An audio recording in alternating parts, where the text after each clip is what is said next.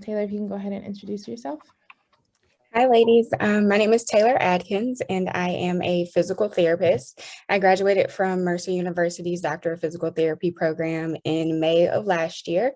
So I've been practicing for about 8 months after I got licensed, and I'm happy to be here with you guys. If you have any questions outside of what I talk about, feel free to interrupt me and ask. It's completely fine. So I guess physical therapy as a whole, what it looks like is supposed to be more movement specialty. So you have your doctors who look at, different body systems. My body system is the muscles and movement in general. So that's what I'm trying to optimize and improve when I look at different patients throughout the day. I'm in the orthopedic setting, which is more of the outpatient. I sprained my ankle and I wanted to get better, or I had a surgery and I wanted to get better. That type of setting is more so what I do, but physical therapy as a whole is very broad. So that was one of the great things that I found out while I was in PT school. I didn't really know that ahead of time. Physical therapists can work in hospitals doing rehab for wounds specifically. They can do kind of the initial post-op or general deconditioning. There are physical therapists who work in the ICU, which, is very appropriate during, the COVID times that we're in. We have therapists who work in nursing homes, trying to keep people moving, work specifically with people with dementia. And there's, a lot of benefits to exercise. We all know that, but there's different ways to go about it, and you can make a profession out of it and get paid well for it. So that's one of the interesting things that I don't think a lot of people know about PT. It's typically that you think about physical therapy as, like I said, what I do every day is I hurt my ankle, I hurt my knee, and I, had to have surgery or something, and I'm trying to get better. But there's a lot of other avenues that you can go through and make a career out of. Cool. So I'll go ahead and start the questions, and then ladies, you can go ahead and ask your question in whatever order you would like. So my question is, what is the schooling like to be a physical therapist? Yeah, so you would have to get a bachelor's degree first. A lot of people tend to do a bachelor's in exercise science or kinesiology, which is the study of movement, something along those lines to get you the prereqs, but you could really get a bachelor's in anything. One of my mentors had a major in Spanish and a minor in psychology, and is still a physical therapist practicing in a hospital. So a bachelor's degree, you have to meet the prerequisites, and then you would complete a doctorate level program. There aren't any master's programs for physical therapy anymore. It's been all transitioned to doctorate programs, and it's a clinical doctorate. So there is some research, but not a ton that comes with that. And from there, you have to sit for a licensure, and then you can practice. Thank you. So ladies, you can go ahead and ask your questions if you're going to refer to your interview guide. How many years of college did you have to complete? Yeah, so for years of school, I had a 4-year bachelor's degree, and I completed that at Georgia Southern, and then 3 years for the clinical doctorate. And it's set up as 2 years being on campus in the classroom, and then the final year you're on clinical rotations. So out in the clinic, actually practicing and applying everything you learned in the first 2 years. What do you like best about your job, and what do you like least about and what about your job that you don't like? So what I like best and least about my job, I would say on any given day, I like the people the most and the least. Interacting with different personality types all day long, it can be challenging, and it can also be very rewarding. So about half of my patients are older adults, and that's one of my favorite populations, because they'll sit and talk to you about anything under the sun, and half the time they don't really want to exercise, but you can get them to do a few things. And then you have sometimes people who really aren't as motivated to get better, and that's sometimes challenging. But it gives you a different way to kind of figure out how you can best communicate with people, and you learn a lot about yourself during that process and teaching patients. So the people can be the best and the worst, I think. But overall, I love my job every day. So. I have a question. Yes. How have you ever encountered or witnessed discrimination on the job, and how did you or others respond to it or overcome it? Yeah, so discrimination, I think we all witness it all the time, right? We're Black women, we see a lot of things, we hear a lot of things. I've had, when I was on one of my rotations in a nursing home, an older woman who was she was in her late 80s or early 90s with dementia, try and, touch my hair and make comments about me being the help, I guess was how the best way to put it. In that situation, because of her medical condition, I could correct her and she would say the same thing 5 minutes later.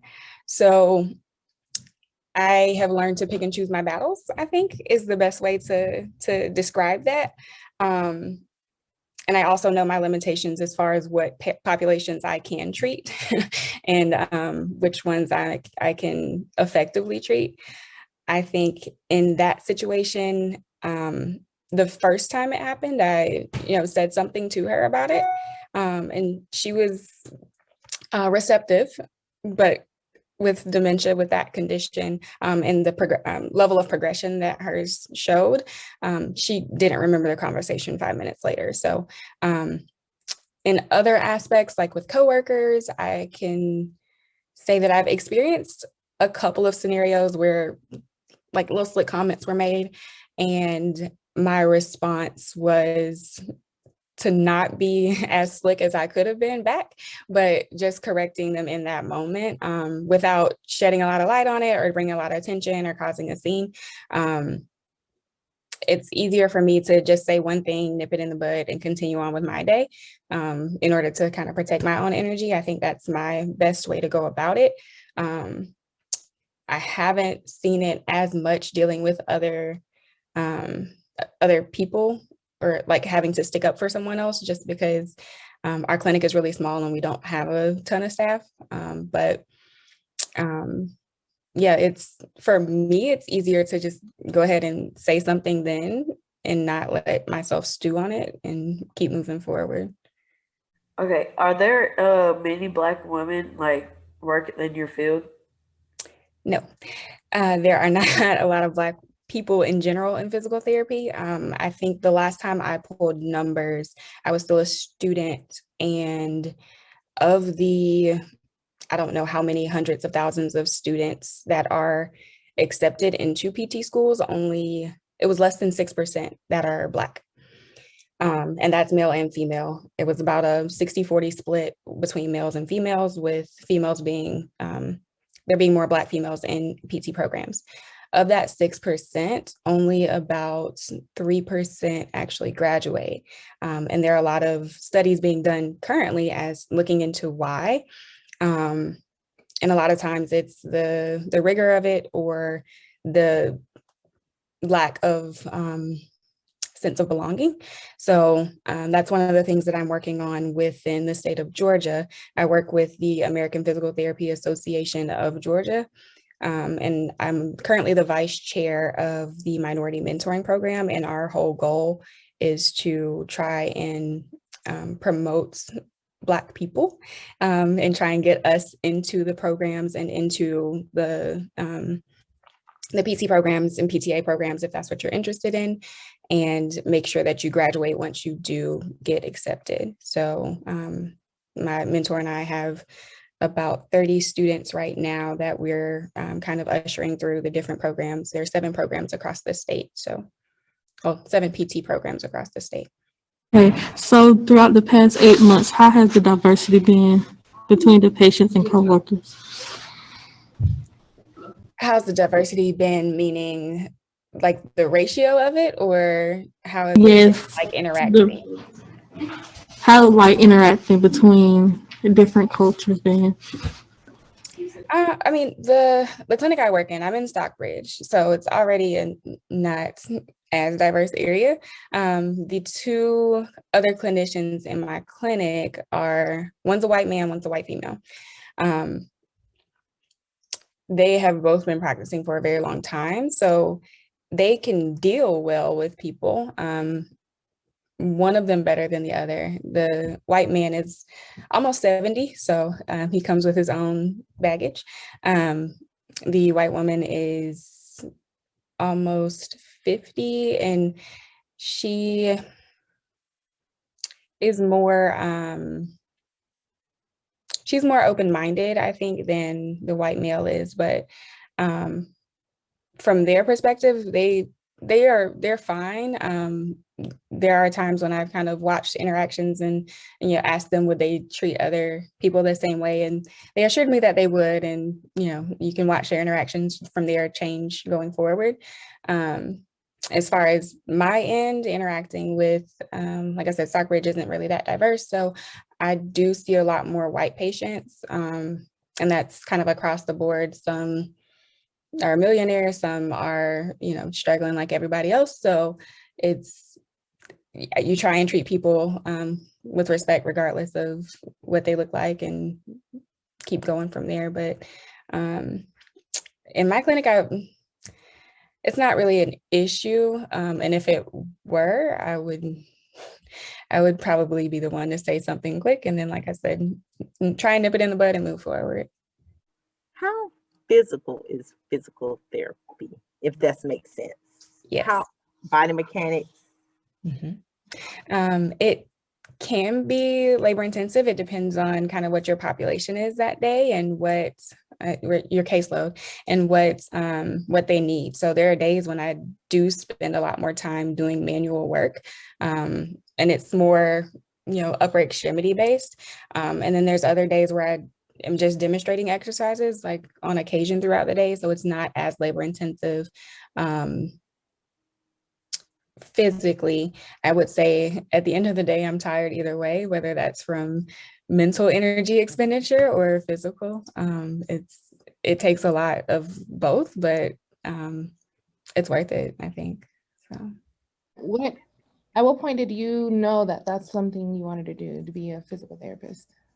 So I played basketball in high school, and I tore one ACL, had surgery, and about 6 months later, I tore the other ACL and had surgery. So I spent about a year in rehab doing what I do now. So at that point, I was introduced to it, and then I majored in exercise science and got further interested in learning more about like how the body moves. And I've always been interested in like the physics of the muscle and biomechanics and body mechanics and all of that stuff. So that's where my interest started, is in high school, and then just kind of continued to grow from there. So prior to your injuries, what path were you on, or did you think about career at that time? Prior to that, well, I mean, that happened like my freshman year of high school. Prior to that, I wasn't really thinking so much about it. I will say that my dad was trying to push my brother and I both to engineering, which in my mind, I'm kind of an engineer, depending on the day and the caseload. So yeah, that would probably be the only thought that I had before then. So What's the most challenging? What's challenging about your work?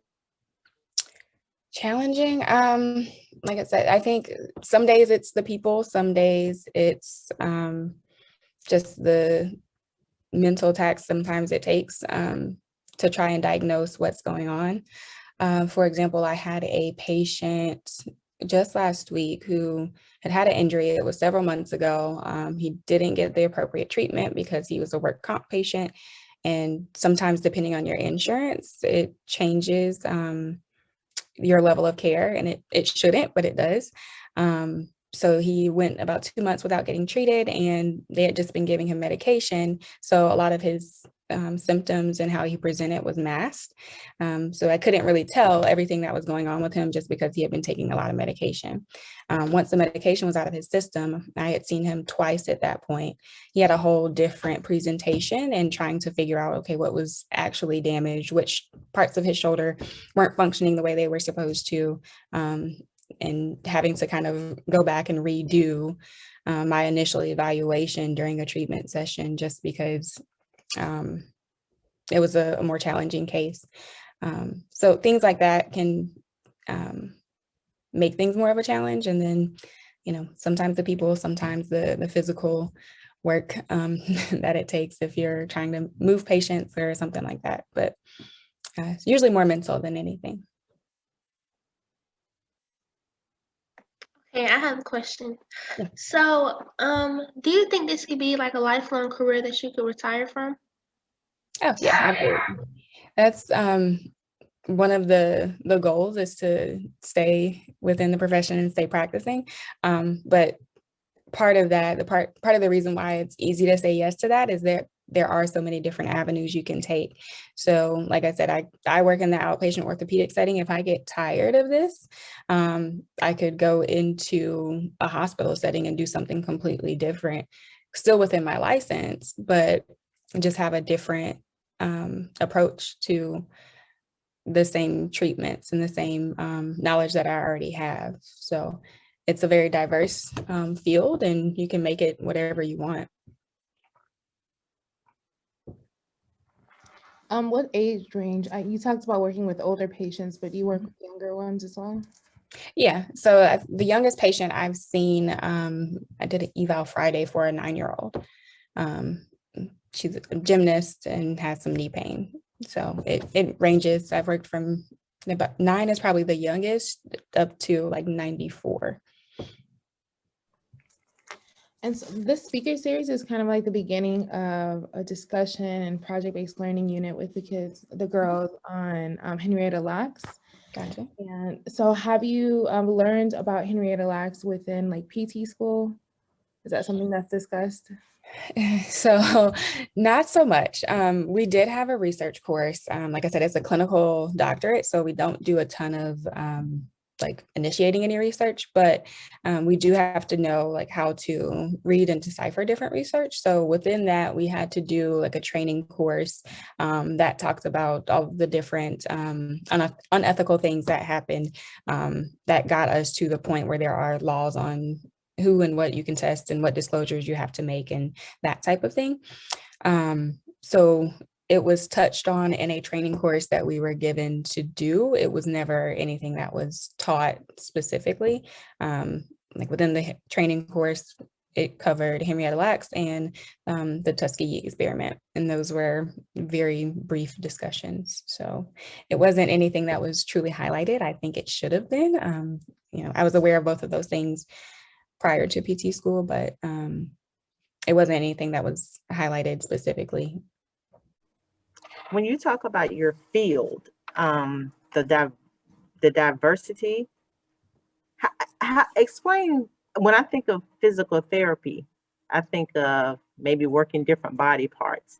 But how is that as far as transitioning to another, I guess, area, I guess, if I'm saying that correctly? When you were saying that you could go to the hospital, how is that transition? What does that look like? What are you doing, I guess? What is the...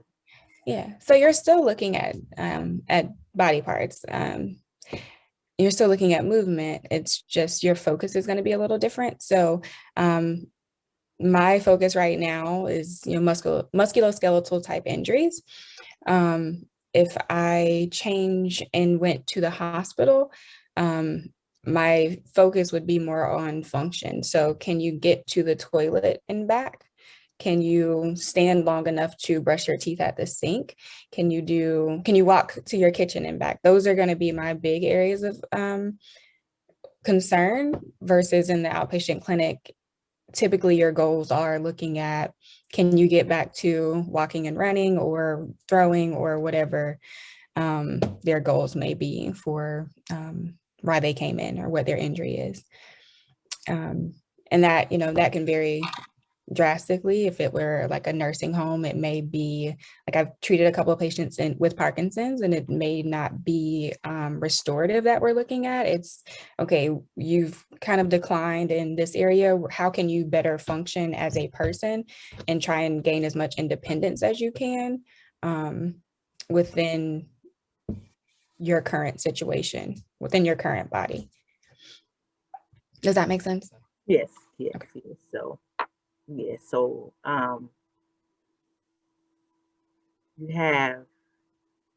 you have therapy that's progressive, I guess if I'm asking, and it gets better than some that you just sort of daily activities or daily living to just maintain. Yeah. Yeah. Try and maintain and not regress, right? Right. That's the goal too. Right. What's a typical day like in your career? A typical day. So I typically get to the clinic at about 7:15 or so, depending on what time my first patient is. But for the last month, I've had my first patient at about 7:30. So I get to the clinic, I log in, look at my schedule, and try and go ahead and get some things set up for my first couple of patients so that I can kind of keep rolling. We schedule on the half hour in my clinic. So every 30 minutes, I'm typically seeing someone new, but sessions last about 45 minutes. So at any given time, I'll have my eyes on 2 patients at most. And then from there, it's treating and then managing paperwork. So because we are health professionals, everything that is done in therapy has to be documented so that it can go into that patient's medical chart and their medical record. We don't always have where doctors are reviewing our information, like medical doctors are reviewing what they're doing in therapy, but we do send their notes over to the doctor's office if they're requested, and if we have, patient permission, of course. Michaela wrote one in the chat. It says, if you could choose another career, what career would you choose and why? If I had to choose something else, maybe nursing. Either nursing or, I've already done about half the work. A lot of what we learn in physical therapy school for the first year is the same thing that's learned in medical doctor programs. So it's very rigorous. So I would probably stay in the medical field and either look into nursing or an MD program if I had to choose something else, but probably wouldn't. Were there any sacrifices you had to make in order to get the job? Yeah, so I actually took a break between undergrad and getting into PT school. So it wasn't necessarily my plan, but like I said, the percentages are very low for us to get into school. So it took me a few tries. And I was working in a insurance office doing insurance claims. I was a licensed adjuster doing that, and I absolutely hated it. But I had a very good salary, so I sacrificed a full salary with benefits to go back to school. And I didn't have the most support initially. My parents thought I was crazy to do it, but I thought it was what I wanted to do, and I don't regret the decision at all. I think it was the right choice for me. What is the difference between the different insurance providers, and how does that affect PT and treatments? So the insurance providers, some cover certain things and some don't. It shouldn't affect treatment. I don't use a lot of modalities. So your like electrical stim and all of those different things, traction, the things that you might see, like if you're watching a sporting event and you see them doing stuff on the sidelines with different like TENS units. I don't do a ton of that anyway, but sometimes insurance won't cover certain ones, or they won't cover multiple in a treatment session. If I think the patient will benefit, then I'll still do it, and we just won't get paid for it, and that's okay, because there's going to be some kind of it'll kind of even out on the back end on the billing part.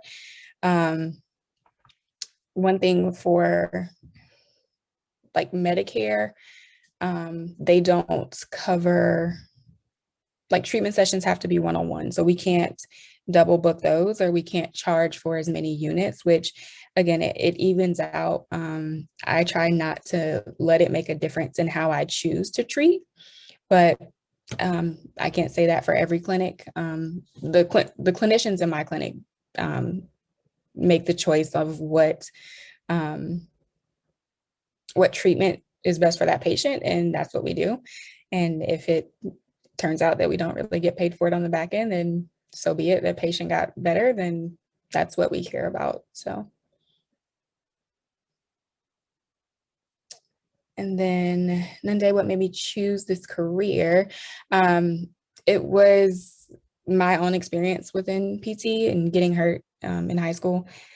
That kind of got me started in it. And like I said, I was very unhappy doing insurance claims. It was awful. So I went back to and continued to try to get into PT school. And it took me 3 times, but I got in and got licensed on the back end. So it worked out. What made you choose this job? My specific clinic? Is that what you're asking? Yeah. Yeah. Okay, so I chose the clinic that I'm in primarily. I was a student there, and I like that they follow the rules, I guess. I like things that are structured, and I tend to function well in that type of space. So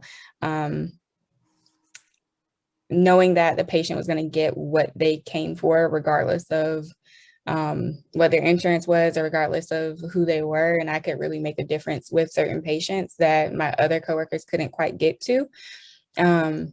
That was what made me want to be in that location specifically.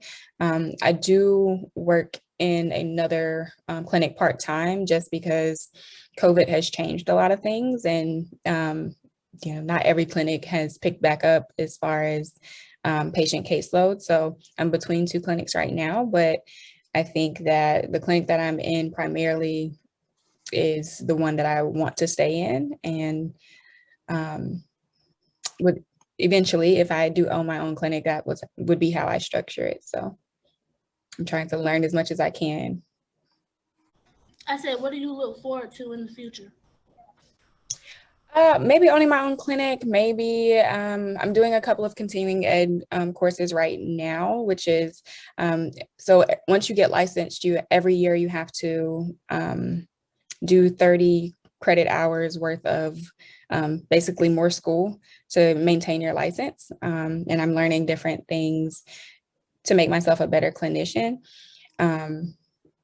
What's on my list next weekend, I'm starting a course that's learning more about movement and how to dissect it, and watch somebody walk and be able to pick out different ailments and issues that they may have. I start that next weekend, and it's a 3-weekend situation. And then I'm learning how to dry needle. I'm going to get a few more certifications, and then I'm looking into either my own clinic, owning my own clinic, or potentially getting into education, just because there's such a big gap in minorities in physical therapy and the patients that we see. There needs to be a better balance of the clinicians and who we're actually treating. So that's on my to-do list as well. I don't know timeline what that looks like, but those are the things I'm excited for in the future.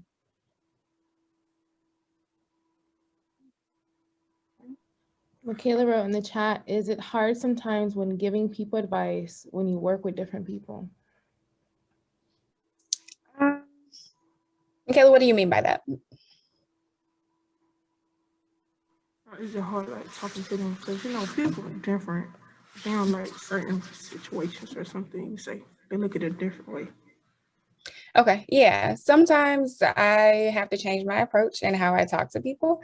And a lot of times it goes back to trying to figure out how they best learn. So sometimes I'll ask my patient, are you more of a visual learner, or do you need to see things written out, or how do you learn best? And if from there we can figure out a way where, how I communicate with them is better received. It's not always the case, but typically that's going back to trying to figure out how they learn will be better for addressing any kind of issue that may come up. If you're talking specifically about like conflict, or if they didn't like something I said, or how I worded something, then I just ask. I try and have a conversation about it. That's what I would do with anyone. I'd rather talk things out than, you know, just let things stew, I guess is the best way to say it. One more question. Yeah, go ahead. I know that, okay, so physical therapy, do you provide, like, do you have where clients may need a pool or some type of heat therapy? You provide if they, is it just physical, moving, bending, I guess? Yeah, so it depends. That's the standard PT school answer. Everything depends. But in certain clinics, so the clinic that I'm part-time in, they do have a pool. And if a patient is appropriate and would benefit from it, we do have them do pool therapy. And it's dependent on the patient, the diagnosis. So if you have someone who, like the typical patient that I would send to the pool is somebody with back pain, it's chronic back pain, they haven't had any success with any other treatment, that would probably be appropriate for the pool because they can't really tolerate doing most exercise on land or on the table or however we, set up their treatment. But the pool gives you a little bit of off weighting so that you can actually get some exercise in and get some movement going without there being so much pressure from your body since you are off weighted, and pressure from gravity as well. And gravity is heavy, which you don't really think about it, but if you're injured, you notice.